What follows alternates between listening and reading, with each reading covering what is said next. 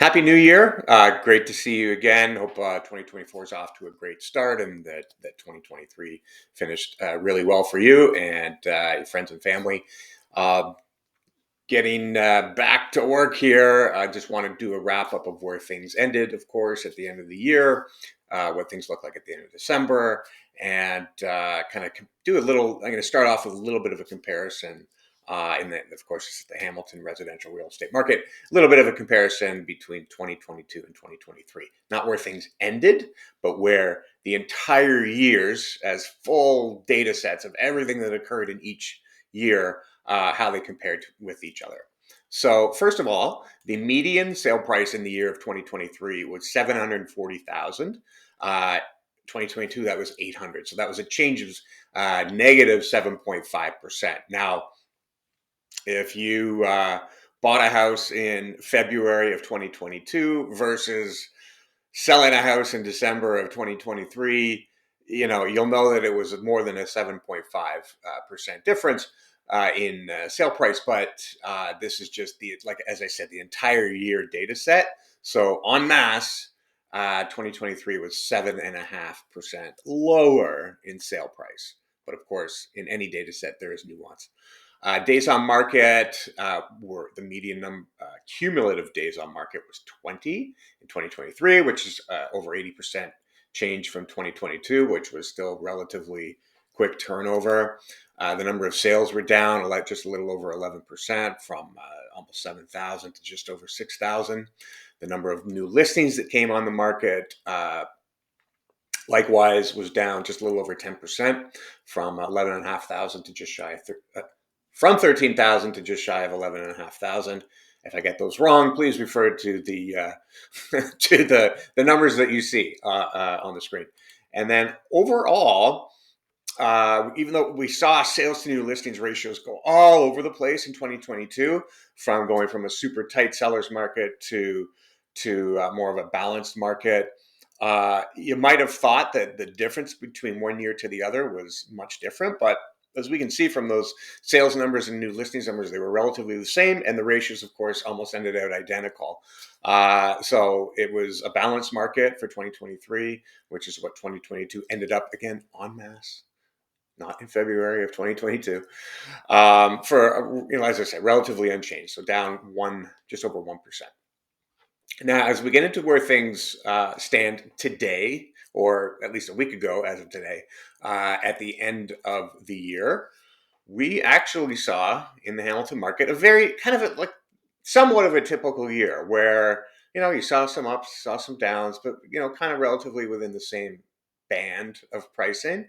And at the end of the year, we saw an increase of 2.5% in the median sale price in Hamilton. Which a lot of people, I think, during the year, towards the end of the year, we were thinking that we might be going below zero on that. And we didn't. It held strongish. Okay. Cumulative days on market ended the year quite high at 47%, which was just up from 37 at the end of 2022. And this is cumulative days on market. So one thing to keep in mind, if you don't know the difference between cumulative days on market and days on market, is cumulative counts all of the listings for a property. So if a property goes on the market, say at $1 million, and it's on the market for 30 days, and they're like, okay, we're not selling at $1 million, let's relist it at 900,000. So relisting means stopping that listing and relisting it again, and then say they drop it to 900,000, and in 10 days it sells. Cumulatively, that's 40 days. But if you just go by the listing duration of the listing when it sold, that was only 10 days. So the more appropriate measure is cumulative days on market, because where you could be tricked is, here you see the difference. It's from 47 one year to 37, from 37 to 47.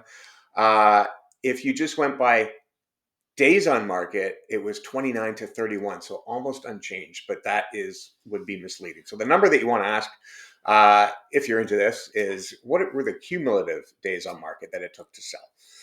As we go next to months of inventory, Still pretty high, general to what we've seen over the last 10 years, but trending downward. Not unusual to see it trend downward in this time period, but definitely down as we saw from the peak a couple of months ago in October, and down to just 3.9%.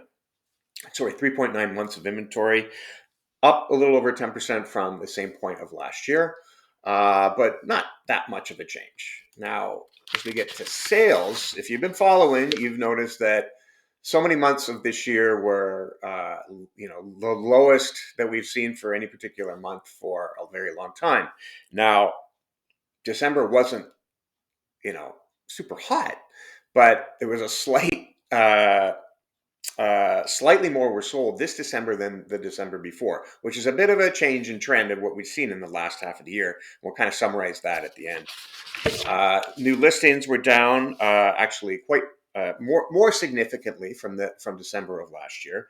They finished out at 310 for the month this year, or 2023. It's not this year anymore, versus 354, which was down 12% year over year. And what effect that has on sales to new listings is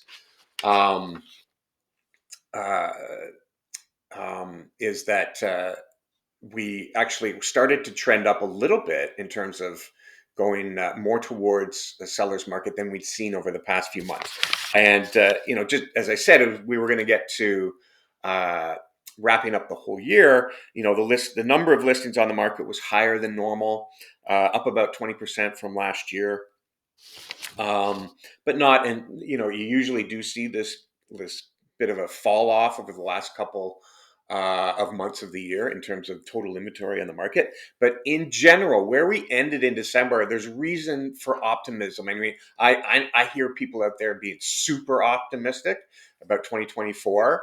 I'm not sure I'm there yet based on what we see right now, but it is a reasonable assumption based on the fact that most people think that interest rates are going to come down a little bit over 2024 and into 2025, which we'll probably see a little more activity, more demand in the market. But what's interesting to note is the consumer confidence index was actually down in December. So we might not be feeling as rosy as some people might be taking from what they're looking at and predicting for the next year. But in general, December was probably the best month over the last half of the year, where we saw, compared to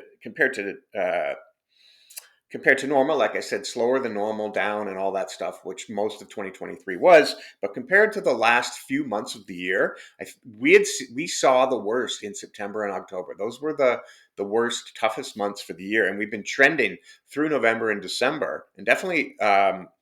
So for 2 months, it's a trend where the overall numbers for all of these categories were relative to normal, and then relative to their prior month of the year before, getting stronger and stronger. So definitely things are trending in the right direction.